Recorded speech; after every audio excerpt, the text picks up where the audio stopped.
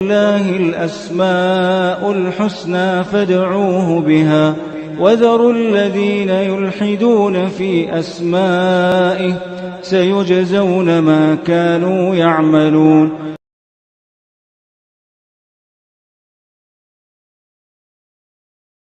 بسم الله الرحمن الرحيم. الحمد لله رب العالمين وبه نستعين وصلى الله وسلم على سيد الأنبياء والمرسلين وعلى آله وأصحابه أجمعين ومن تبعهم بإحسان إلى يوم الدين. أما بعد،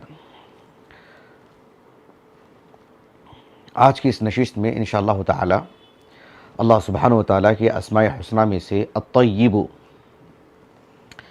اس پر گفتگو ہوگی، اور پچھلی نشست میں بھی اس پر گفتگو ہو چکی ہے الحمدللہ.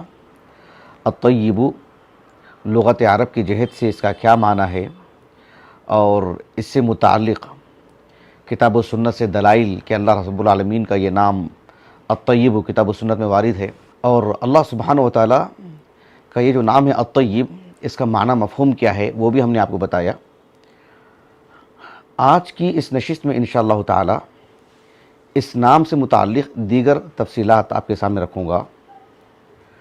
سب سے پہلی بات یہ ہے کہ شیخ عبدالرزاق البدر حفظہ اللہ، آپ کا ایک مختصر سا رسالہ ہے فقہ اسماء اللہ الحسنہ، اس میں آپ نے الطیبو سے متعلق ایک بات یہ کہی کہ اللہ سبحانہ وتعالی نے یعنی انسان سے جو کلمات صادر ہوتے ہیں، انسان جو کہتا ہے، یعنی کلام، جو کلام ہوتا نا کلام، اللہ سبحانہ وتعالی نے کلام کے دو حصے کیے ہیں، ایک طیب ایک خبیث. اب اللہ رب العالمین کی طرف سے یہ جو تقسیم ہے اس میں بڑی نزاکت ہے، اس لیے کہ اللہ رب العالمین الطیب جو کلمات ہیں اس بنیاد پر اللہ نے جنت کو رکھی ہے، اپنی رضا کو رکھی، اپنی رضا پر جو ہے وہ چیز قائم ہے. اور کلام کا، گفتگو کا، بات چیت کا، انسان کی زبان سے صادر ہونے والی جو باتیں ہیں اس کا ایک حصہ خباثت پر مبنی ہے، نصر اللہ العافیۃ والسلامہ. اللہ رب العالمین نے فرمایا سورۃ ابراہیم میں، الم تر کیف ضرب اللہ مثلا کلمۃ طیبۃ کشجرۃ طیبہ. الم تر کیف ضرب اللہ مثلا کلمۃ طیبہ کشجرۃ طیبہ اصلها ثابت وفرعها في السماء تؤتي اكلها كل حين باذن ربها ويضرب الله الامثال للناس لعلهم يتذكرون ومثل كلمة خبيثة كشجرة خبيثة اجتثت من فوق الارض ما لها من قرار. کلمہ طیبہ کی مثال کیسی دے اللہ تعالیٰ نے؟ الم تر کیف ضرب اللہ مثلا کلمة طیبة کشجرة طیبہ. جس طرح سے ایک درخت ہے، اس کی جڑیں زمین میں تہ تک چلی چکی ہیں، مضبوط ہے، تو پھر اس کی جو فروعات ہوتی ہیں، اس کی جو ڈھالیاں ہوتی ہیں، اس کی جو بلندی ہوتی ہے وہ آسمان تک چلی جاتی ہے. تو ایک مضبوط درخت کی مثال ہے کلمہ طیبہ. اور جو کلمہ خبیثہ ہے، شرکیہ باتیں، گالی گلوچ یا جو بھی گناہ کے کام ہیں جو زبان سے صادر ہوتے ہیں، ان کی مثال ایسی ہی ہے کہ ایک ہلکی پھلکی ہوا میں اکھاڑ کے پھینک دے گی درخت کو، کوئی حیثیت نہیں اس کی. تو کلام کے اللہ تعالیٰ نے دو قسمیں کی ہیں. تو اللہ رب العالمین نے اس دنیا کے اندر جو انسان کو بسائے ہیں، آپ دیکھو انسانوں میں اچھے بھی ہیں برے بھی ہیں. اللہ سبحانہ وتعالی جو اللہ کی عام رحمتیں ہیں، جیسے نبیوں کا بھیجنا، قرآن کا نازل کرنا، بارش کا نازل ہونا، ہوا کا میسر ہونا، رات اور دن کا آنا، عافیت ملنا، صحت ملنا، روزی روٹی ملنا، ہاتھ پیر کی طاقت، زبان کی بولنے کی قدرت، سننے کی طاقت، دیکھنے کی جو مطلب، تو یہ سب جو نعمتیں، عام نعمتیں ہیں اللہ تعالیٰ نے سب انسانوں کو دی ہیں. اللہ سبحانہ وتعالیٰ نے ایسا نظام اس لیے رکھے ہیں تاکہ پرکھنے کے لیے کہ کون خبیث ہے کون طیب ہے. ان ساری نعمتوں کو لے کر کہ کون طیب بنتا ہے اور کون خبیث بنتا ہے، نسأل اللہ السلامہ. اللہ سبحانہ و تعالیٰ نے سورۃ الانفال میں بیان فرمایا. سورۃ الانفال میں دیکھو بدر کا قصہ ہے نا, اس میں کفار بھی ہیں, اس میں مسلمانوں کا بھی ذکر ہے. اللہ رب العالمین نے کفار کو جو قوت عطا کی ہے, مال عطا کیا ہے, آل اولاد عطا کی ہے, منصب عطا کیا ہے, اثر و رسوخ عطا کیا ہے, تو اللہ رب العالمین اس دنیا کے اندر یہ جو نظام رکھے ہیں خیر اور شر کا, تو اللہ نے کیا فرمایا, لیمیز اللہ الخبیث من الطیب ویجعل الخبیث بعضہ علی بعض فیرکمہ جمیعا فیجعلہ فی جہنم اولئک هم الخاسرون. کیا عجیب و غریب بات ہے اس آیت میں. اللہ رب العالمین نے کہا کہ اللہ تعالیٰ نے یہ جو خیر اور شر کا جو نظام رکھے ہیں نا, تاکہ خبیث اور طیب میں فرق ہو سکے, کون خبیث ہے اور کون طیب ہے. پھر کیا ہوگا, اللہ تعالیٰ پورے خبیثوں کو ایک ساتھ جمع کریں گے, خباثہ کو. جس طرح سے جو گھر میں ادھر ادھر جو کچرا ہوتا کیا کرتے ہیں, پہلے صاف کرتے ہیں, پھر سلیقے سے رکھتے ہیں کیا, پہلے یہ بعد میں وہ بعد میں یہ, جمع کرتے ہیں, ڈھیر بناتے ہیں, پھینکتے ہیں. تو اللہ نے کیا فرمایا, لیمیز اللہ الخبیث من الطیب ویجعل الخبیث بعضہ علی بعض. پھر خباثہ کو اللہ ملا دیتے ہیں, فیرکمہ جمیعا, ایک ڈھیر بنا دیتے ہیں, فیجعلہ فی جہنم اولئک هم الخاسرون. پھر جہنم میں پھینکتے ہیں اللہ رب العالمین ان کو. کوئی حیثیت نہیں, کوئی اعزاز نہیں, کوئی تکریم نہیں. اللہ اکبر. اسی لیے اللہ رب العالمین نے کلمہ طیبہ اور کلمہ خبیثہ کا فرق تو کر دیے ہیں, لیکن اگر خبیث لوگ زیادہ ہوں, بدطینت لوگ زیادہ ہوں, نافرمان اور مجرم لوگ زیادہ ہوں, مشرکین زیادہ ہوں, کفار زیادہ ہوں, منافقین کی کثرت ہو, اللہ سبحانہ و تعالیٰ کے دین کے متعلق سب و شتم کرنے والے یا غافل انسان کی زیادتی ہو, تو کوئی اچنبے کی بات نہیں, کوئی تعجب کی بات نہیں. اللہ رب العالمین نے کہا سورۃ المائدہ میں, قل لا يستوي الخبيث والطيب ولو اعجبك كثرة الخبيث فاتقوا الله يا اولي الالباب لعلكم تفلحون. اللہ تعالیٰ نے کہا اللہ کے رسول, جیسے دیگر آیتوں میں کہا نا, جیسے کہ رات اور دن دونوں برابر ہو سکتے ہیں, جیسے بہت ساری چیزیں ہیں اللہ رب العالمین نے دیکھنے کی قوت عطا کی ہے, کسی کو بینائی سے محروم کر رکھے ہیں, یا دونوں برابر ہو سکتے ہیں, گرمی اور سردی دونوں برابر ہو سکتے ہیں. کہا کہ خبیث اور طیب دونوں برابر نہیں ہو سکتے. خبیث لوگوں کی کثرت ہو اور ان کے مقابلے میں طیب ایک ہی ہو, تو اسی کی قیمت. یہ درس کے حد تک بولنے میں مزہ آتا ہے ایسا نہیں ہے, یہ پورے شرع صدر سے ہم کہہ رہے ہیں, اور پورے شرع صدر کے ساتھ ہمارا ایمان ہونا چاہیے, اس بات پر ٹھوس ایمان ہونا چاہیے. اللہ ہمیں اس کی سعادت عطا فرمائے کہ لا يستوي الخبيث والطيب ولو اعجبك كثرة الخبيث. جو برائیاں ہیں, جو گناہ ہیں, جو بدچلن ہے, ان کی اگر ظاہر میں خوبصورتی لگ بھی رہی ہے, ان کی تعداد بڑی ہو چکی ہے, ظاہر میں چمک دمک ہے, تو کہا کہ اس سے آپ کو دھوکہ نہیں کھانا چاہیے. بھلے ہی یہ چیز آپ کو بھا جائے, لیکن اللہ کیا اس کی کوئی قیمت نہیں. ولو اعجبك كثرة الخبيث. میں سمجھتا ہوں اس سے بات بہت واضح ہے. تو اللہ سبحانہ و تعالیٰ نے یہ نظام اس طرح سے رکھے ہیں. حافظ ابن القیم رحمہ اللہ کی ایک کتاب میں گزشتہ ہفتہ لے کر آیا تھا, حکم تارک الصلاۃ. اس میں آپ نے ایک بات یہ کہی ہے کہ اللہ سبحانہ و تعالیٰ نے فطرتاً, یعنی انسان کی فطرت میں اللہ نے یہ بات رکھ دی ہے. فطری طور پر ایک طیب انسان ہی کی صحبت میں رہتا ہے, ایک خبیث انسان ہی کی صحبت کی تلاش میں رہے گا. متوجہ ہو رہے آپ کو؟ ایک چھوٹی سی مثال دیتا ہوں میں آپ کو. مان لیجیے کہ ایک شخص کرکٹ میں بہت دلچسپی رکھتا ہے, کس ٹیم میں کون سا کھلاڑی ہے, اس کی کتنا کیا اس کا جو ہے مطلب نتائج ہیں, وہ کیسا کچھ ہے وغیرہ, آج کا کون سا میچ ہے وغیرہ. اس طرح کی اگر ایک معلومات ہو, تو اور دوسرا آدمی اس معلومات کی کھوج میں ہے, دلچسپی ہے, وہ جا کے بیٹھے گا اس کے بازو میں, تعلق رکھے گا.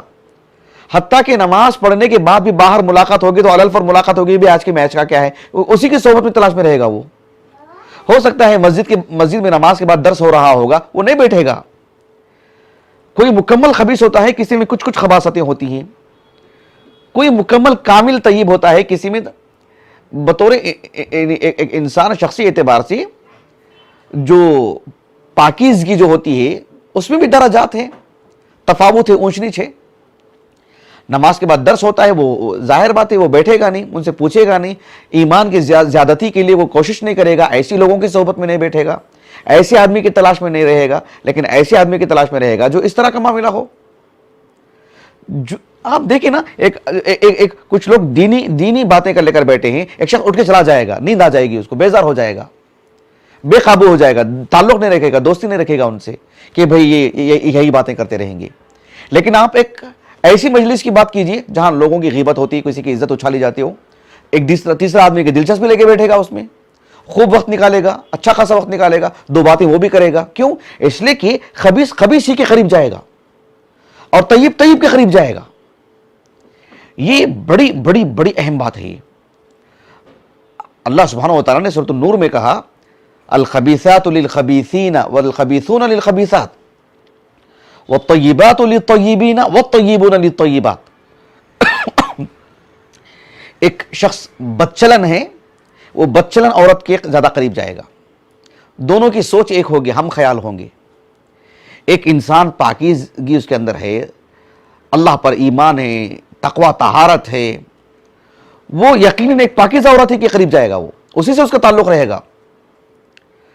ایسا ناممکن ہے کہ ایک شخص بیڑی سگریٹ کا عادی ہے، وہ عام طور پر ایسی آدمی کی تلاش میں رہے گا، اسی کی صحبت میں بیٹھے گا، اسی کے ساتھ اٹھتا بیٹھتا رہے گا، جو بات چیت کے دوران اس کو ایک بیڑی میسر ہو جائے، اس کو ایک سگریٹ میسر ہو جائے، دو باتیں ہو جائیں، آدھا گھنٹہ نکال کے نکلے، ایسے ہی لوگ چاہیے۔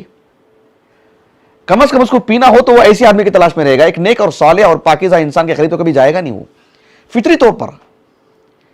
تو یہ کتنی اہم بات ہے۔ دیکھو اللہ رب العالمین الطیب ہیں، تو اللہ سبحانہ وتعالیٰ اپنے بعض بندوں میں یہ چیز نمایاں کرتے ہیں، زیادہ وہ چیز ان کے اندر جو یعنی پاکیزگی جو ہے زیادہ رکھتے ہیں۔ اللہ سبحانہ وتعالیٰ کسی کو کامل بنا دیتے ہیں، اور جو اللہ تعالیٰ سے زیادہ دور ہوتے رہتا ہے، جتنا دور ہوگا اس درجے کی خباثت اس کے اندر دھیرے دھیرے آتی رہے گی، اور ایک آدمی ایسے آدمی کی تلاش میں رہے گا۔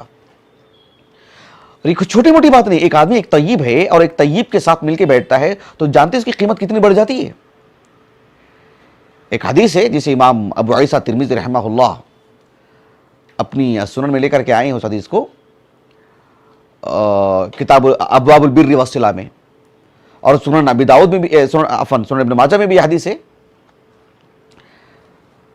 حدیث کیا ہے؟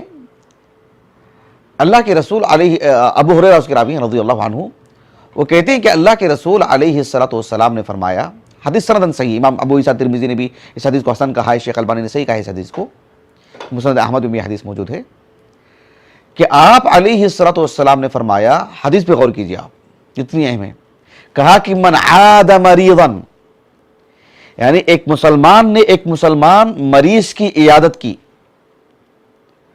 او زار اخا لہ فی اللہ، یا کسی شخص کی زیارت کی، ایک شخص نے ایک مسلمان کی زیارت کی، اور زیارت کیسے کی؟ کہا کہ فی اللہ، اللہ کے لیے اس سے تعلق تھا آپ کا، دنیا کے لیے نہیں۔ کس کے لیے نہیں تھا؟ دنیا کے لیے نہیں تھا، خالص اللہ کے لیے محبت تھی، احتساباً، اللہ سے اجر کی امید رکھتے ہوئے، اللہ کی رضا حاصل کرنے کے لیے اس نے زیارت کی، اس کے پاس ملاقات کے لیے گیا۔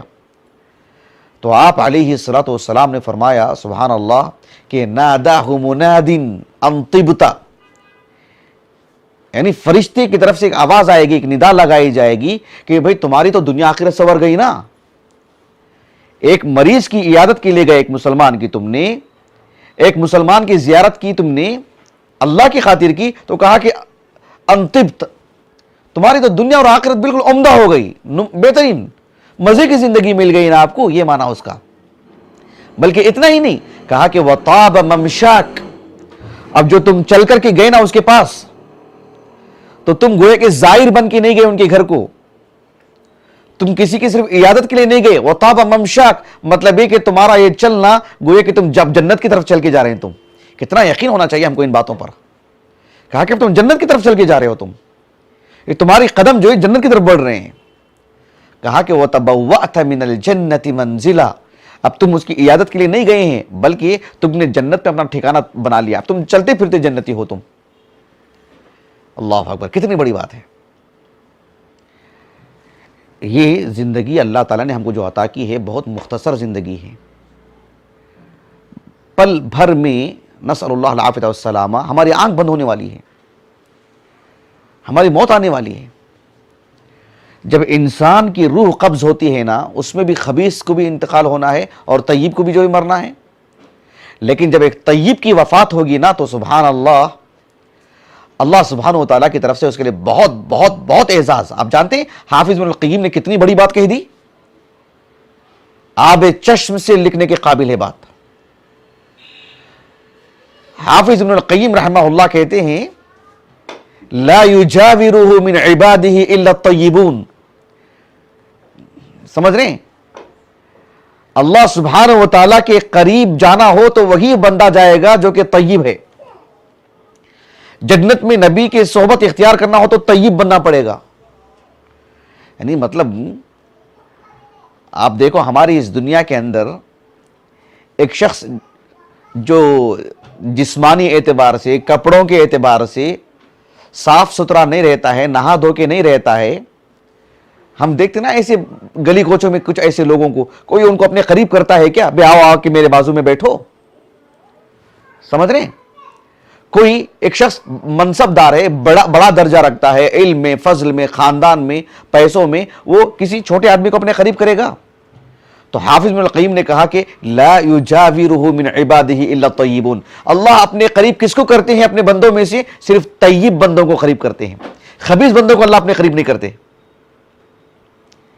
جب انسان کی جان روح نکلتی ہے نا، اللہ اکبر، اللہ تعالیٰ نے فرمایا سورۃ الزمر کے اواخر میں وَسِيقَ الَّذِينَ اتَّقَوْا رَبَّهُمْ إِلَى الْجَنَّةِ زُمَرًا حَتَّى إِذَا جَاءُوهَا وَفُتِحَتْ أَبْوَابُهَا وَقَالَ لَهُمْ خَزَنَتُهَا سَلَامٌ عَلَيْكُمْ طِبْتُمْ فَادْخُلُوهَا خَالِدِينَ. سبحان اللہ. یعنی اللہ رب العالمین فرما رہے ہیں کہ جب جنت کو بھیجیں گے نا، کیا بول کر کے بھیجا جائے گا؟ ایک تو سلام کریں گے ان کو فرشتے اور کہیں گے طبتم طبتم.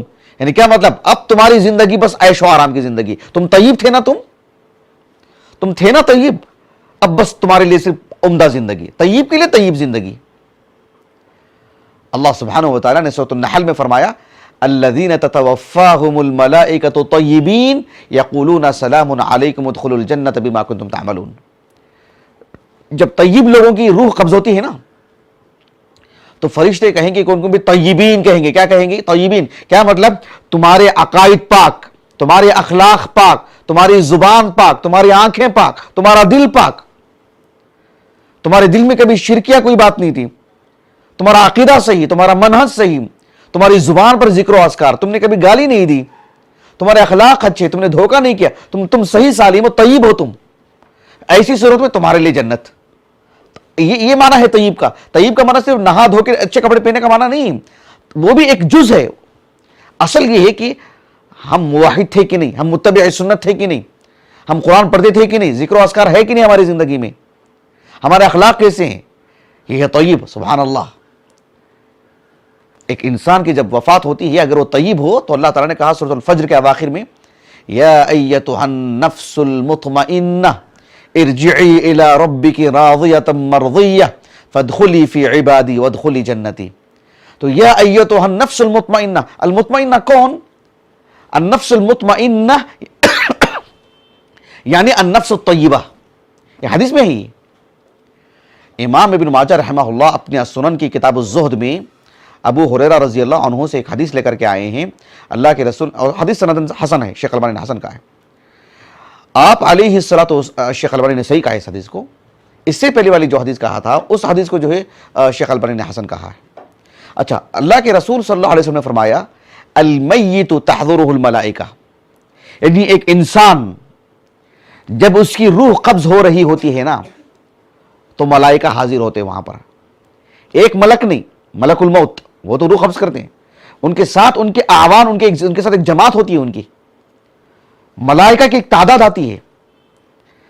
اللہ کے رسول نے کہا صلی اللہ علیہ وسلم فَإِذَا كَانَ الرَّجُلُ صَالِحًا، اگر وہ میت صالح ہو، اگر وہ میت صالح ہو، نیک ہو، صالح سے مراد اللہ سبحانہ و تعالیٰ کی عبادت میں بھی غفلت نہیں برتا، اللہ تعالیٰ کی توحید میں بھی اور بندوں کے حقوق میں بھی، اس کو کہتے ہیں صالح۔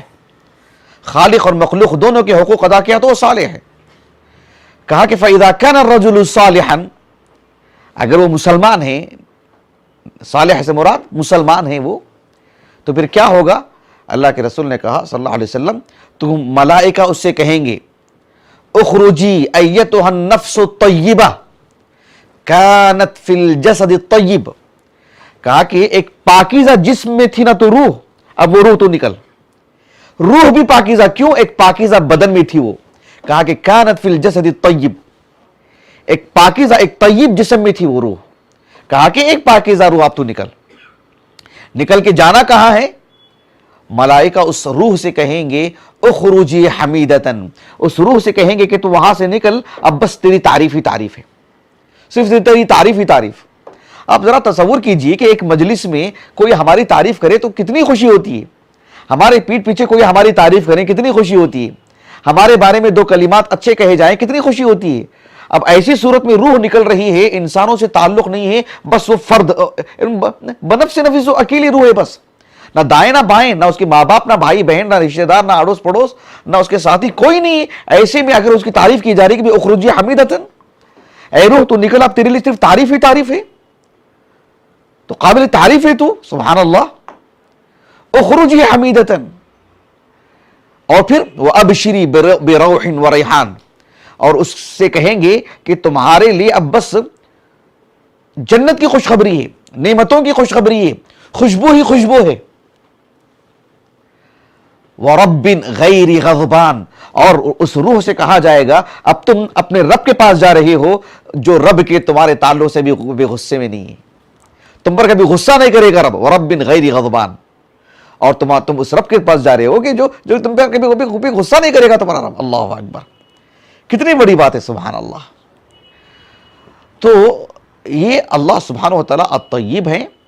اللہ رب العالمین کے اس نام کو پڑھنے کا مطلب ہی یہ ہونا چاہیے کہ ہم اپنے آپ کو طیب بنانے کی کوشش کریں، اور ظاہر بات ہے ہم خود سے نہیں کر سکتے، اللہ سبحانہ و تعالیٰ سے دعا مانگنا چاہیے، اللہ سے سعادت مانگنا چاہیے کہ اللہ سبحانہ و تعالیٰ ہمیں طیب بنائے۔